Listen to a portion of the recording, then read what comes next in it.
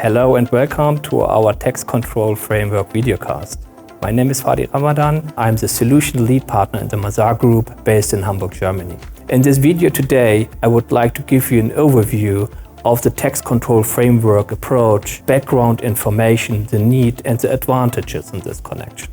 Companies across the globe face an increasingly complex legal and regulatory environment. Obligations around issues like compliance, transparency and taxation are continually evolving. There are a number of international regulations in this context. For example, the COSO framework or the OECD guideline for building a better tax control framework.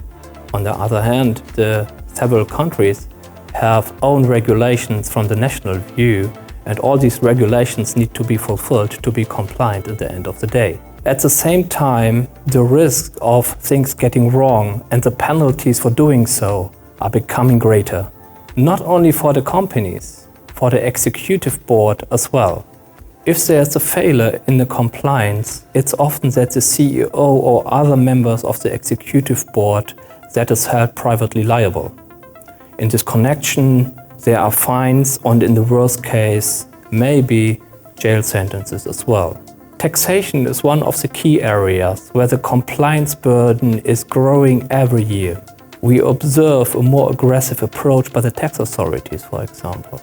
The governments try to reduce the non-compliance. They want to punish tax evasions.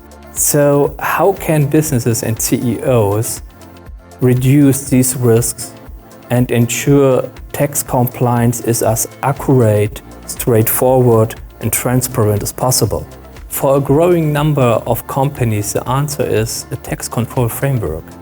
A tax control framework is a set of documentations, processes, risk procedures that risks are known in the organization and under control.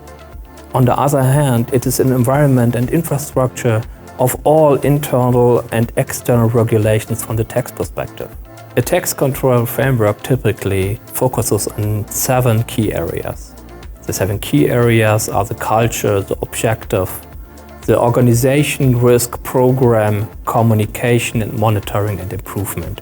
All these 7 areas need to be fulfilled to be compliant. So by reviewing, assessing and analyzing these 7 key areas, it's possible to establish a structured framework to reach that the tax matters are under control. A tax control framework enables everyone in the organization to understand the tax-related processes and the responsibilities. Not only the responsibilities in the tax department or in the finance department. Tax processes are all around the organization and in all departments are tax-related issues. In the end of the day, the tax control framework ensures that the company has an overview of all risks in the organization. Transparent processes, documentations to reduce the tax-related risks. And what are the benefits of a tax control framework? Why companies need to establish that?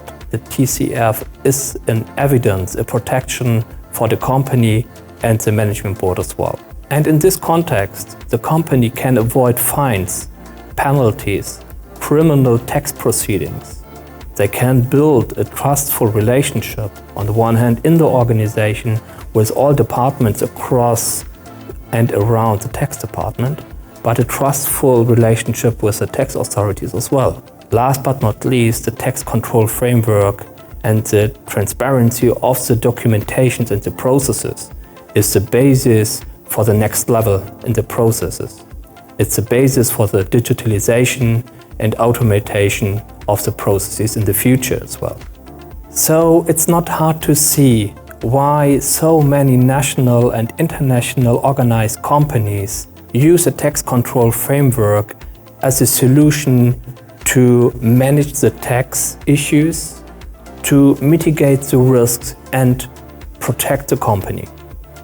If you would like to understand more about tax control framework, about the approach, and especially about the 7 key areas I described before, please follow our next video in this video session.